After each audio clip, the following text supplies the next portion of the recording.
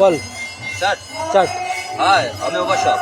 আপনারা সবসময় আমাকে ফেসবুক, ইউটিউব সবসময় লাইভ সবসময় দেখেন। শুভ সন্ধ্যা all of you beautiful ladies. Captain diamond entertainments and YouTuber reloaded upcoming film. বন্ধু গল্পটা আমার, আর YouTuber reloaded upcoming film story and written by Sourav Nayak as bench. দুটো গল্প করলাম। গল্পটা আজকে করলাম টেগুরিয়াতে। সৌরভে এটা খুব ভালো লোকেশন, ঠিক আছে। আশা করছি আপনারা দেখবেন। গল্পটা অন্য টাইপের, অন্য রকম, অন্য চিন্তাধারা করা হয়েছে। আর আমার গল্প মানে হচ্ছে একটা কিছু আলাদা কিছু কেমিস্ট্রি আছে।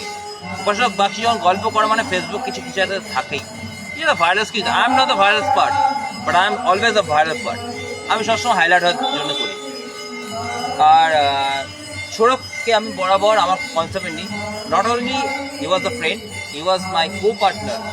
Initially he was my co partner from that part. আর আমার কনসেপ্টে যে একটা ভিখারিকেও নিয়ে আমি কাজ করি, সেই ভিখারিটা পরের দিন বলবে যে আমার কনসেপ্ট করতে। কারণ আমার কনসেপ্ট যে আমার একটা কনসেপ্ট যে অন্য কোনো ডিরেক্টর থেকে অনেক হাই লেভেলের কাজ। পয়েন্ট নাম্বার 1, অ্যানেক্সচার 1 দিয়ে বলছি। আমার কনসেপ্ট, আমি স্ক্রিপ্ট ওয়াইজ চাই না, আমি আর্টিস্টকে বুঝিয়ে দিই, তারপর আর্টিস্ট করে নেয়। আমার মন মোটিভটা দরকার, পুরো পুরো এক জিনিসটা দরকার। দ্বিতীয়ত আমার প্রেমে কখনো মানে এগুলো থাকে না, এগুলো আমি রাখি না। আর আমি সবাইকে চলতে, কিন্তু কয়েকজনকে আজ আমি সুযোগ দিই না, দেবও না। আমি তাদের নাম বলছি না, আমি তাদের নাম বলতে চাইছি না। কারণ নাম বলা মানে নিজেকে ছোট করা, ঠিক আছে, নিজেকে ছোট করা। আর আমি তো সেই ছোট করতে না। 2027 এখনই বলেছি, 2027 হচ্ছে আমার দিন থাকবে, আমার কমপ্লিটলি ইন মাই ওয়ে। কারণ উপাসবাগচি আজ পর্যন্ত যে ছবি তৈরি করেনি, সেই ছবি তৈরি করবে। 2টা ছবি, শ্যাফের বলে একটা ছবি আছে, এটা 5টা এপিসোড আছে। আর তৃতীয়ত হচ্ছে বরুণ সরকেল বলে একটা গল্প হবে, ফাটাফাটি গল্প, যেখানে বরুণ সরকেল হচ্ছে লিড ক্যারেক্টার। বরুণ সরকারের ক্যারেক্টার যে করবে সে লিড ক্যারেক্টার করবে। That is my last film আমার লাইফে। কারণ আমি বেশি দিন ফিল্মে থাকবো না, কারণ এত বেশি মানে টানা হিচড়া পড়া মারা ইনি কিনি যা হচ্ছে, তাতে আমার পক্ষে বেশি দিন এখানে লাস্টিং করা উচিত না। আর হ্যাঁ, আমার গল্পে যেরকম সৌরভ ছিল, আছে, থাকবে, বরাবরই থাকবে। কেন একটা কথা বলি, আমার গল্পে সৌরভ এই জন্য থাকে কারণ সৌরভের সাথে আমার আজকের বন্ধুত্ব না, সৌরভের সাথে আমার 2018 সাল থেকে বন্ধুত্ব। একটা কথা বলি, আজকালকে দিনে কোনো বন্ধুত্ব না কেউ টেকে না। যে বন্ধু দুঃখে থাকে না সে বন্ধু না, যে বন্ধু সবসময় দুঃখে থাকবে সে হচ্ছে প্রকৃত বন্ধু। যে সবসময় সুখে থাকে সে হচ্ছে বন্ধু না। কিন্তু এখনকার বন্ধু সে গিভ অ্যান্ড টেক পলিসি। আজকে সৌরভ আমাকে একটা নিয়ে দিয়ে গিয়েছিল, কোথায় নোয়াপাড়ায় নিয়ে দিয়েছিল। ওর একটা কি ফটোশ্যুট আছে, বলে চল না তুই চল। আর না রে বাবা, আমাকে নিয়ে যাস না, কারণ আমি যেতে চাই না, আমার এত ইন্টারেস্ট নেই। আর মেয়েদের থেকে আমি সবসময় দূরে থাকি। কারণ আমি 2 মাস আগে একটা মেয়েকে ভালোবেসেছিলাম, ঠিক আছে। তার কাছ থেকে বলতে গেলে এই জুতোটা দেখছেন না, এই জুতোটা খেয়েছি না, বাড়ি থাপ্পড় খেয়েছি না, তারপর থেকে না আর কোনো মেয়েকে বিশ্বাস পাই না। হ্যাঁ, হয়তো সেই মেয়েটা আমাকে বলেছে যে আমি দেখতে খারাপ, আমার চোখের এক্সপ্রেশন। আপনাদেরকে আমি জিজ্ঞেস করছি, আমার চোখের এক্সপ্রেশন কোনো খারাপ থাকে? কোনো মেয়ে বলুক আমি চোখের এক্সপ্রেশন, হ্যাঁ আমি যা বলি স্পষ্ট কথা বলি, কিন্তু আমার চোখের এক্সপ্রেশন খারাপ না। আমি কোনোদিন মানে কাউকে মলেস্ট করি না। আমি মেয়েদেরকে খুব রেসপেক্ট করি, কিন্তু কয়েকটা মেয়ে আছে আমি যাদেরকে রেসপেক্ট করি না, তাদের নাম বলছি। 4-5 জন আছে, আমি নাম বলবো না, 4-5 জন আছে। সেটা আমার আর কি বলুন তো, I was not the puppet part, I was not the puppet guy, those who can control me. আমি কিন্তু কারো পাপেট না। আজ পর্যন্ত আমার বাবা আমাকে কোনোদিন কন্ট্রোল করতে পারলো না, আমার মা আমাকে কন্ট্রোল করতে পারলো না, আর সে আমাকে কন্ট্রোল করবে? How strange is this. আমি লাভ পছন্দ করি, আর লাভ ছাড়া আমি কিছু বুঝি না।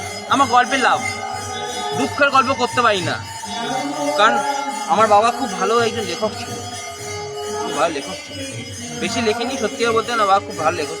আর বাবার গল্প যখন লিখেছিল না, মানে আমি আজকে আমার বাবার তো নেই, বাবা সন্ধ্যাবেলায়, মিথ্যা কথা বলবো না। আর বাবাকে আমি একটা কথা জিজ্ঞেস করছি, বাবা তুমি যে এত কষ্টের গল্প লেখো, কবিতা লেখো, তুমি একটুখানি ভালোবাসার উপর লিখতে পারো না? তোমার জীবনটাই তো ভালোবাসা, কষ্ট না দেখলে ভালোবাসা আসবে? এটা আমি আমার গল্পে সবসময় স্যাড থাকলে সেটাকে ডাইভার্ট করে হ্যাপি মোমেন্টে করে দিই, হ্যাপি এন্ড। কেননা কষ্ট থাকলে না আজীবন কষ্টই থাকবে, সুখ আর দেখতে পাবেন না। এক একজন বলে না আমি খুব কষ্টে আছি, ভীষণ কষ্টে আছি, তাহলে তার জীবনটাই কষ্ট থাকবে, সুখ আর থাকবে না।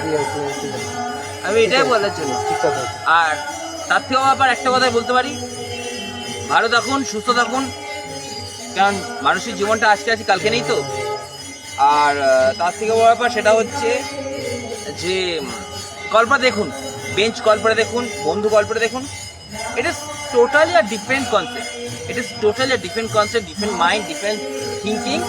হ্যাঁ, আর আমার গল্প একটা জিনিস সবসময় থাকে, অ্যারিস্টোক্রেসি ফ্যামিলি থাকে, বাইক থেকে নামছি, গাড়িতে উঠছি, হাই সোসাইটি, এগুলো থাকে, যেটা সৌরভ নায়কও জানে, আমার চিফ এডিটারও জানে, আমার সিইও জানে, অরিন্দম ব্যানার্জিও জানে, আমার হেড এক্সিকিউটিভ বিষ্ণুপদ মৌলিকও জানে যে আমি একটুখানি হাই সোসাইটি গল্প করি। ওই জন্য একজন ডিরেক্টর আমাকে বলেছে, আরে ভাই তুমি আমার গল্প দেখো না, দেখো না, কি দরকার আছে আমার গল্প দেখার? তোমার মতন একজন হাই ক্লাস মেন্টালিটির ডিরেক্টর আমার গল্প দেখলে আমার ছবি অসম্মান হবে। From my heart I always respect him, from my heart I always respect him, but according from that moment I can say only one word, গল্পটা গল্পই হয়। Film is not the part of trust or the molest part, film is the education part, তাই তো? Film is the education part of the literature part. From that part আপনার গল্পটা দেখুন, আপনার গল্পটা দেখলে বুঝতে পারবেন আমি কি বলতে গিয়েছি। গল্পটা যতক্ষণ না বেরোচ্ছে ততক্ষণ কিছু বলা যাবে না। আর আমার গল্প মানে হাইলাইট সব জায়গায় ছড়িয়ে যায়, ফেসবুক, ইউটিউব, সব জায়গায়।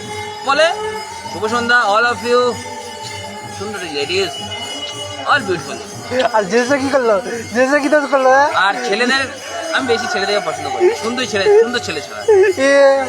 ঠিক না কিন্তু মেয়েরা সবসময় কিন্তু এরকম সাইজের মেয়েগুলো কি আমি একটুখানি ঠিক না কিন্তু পেটে এরকম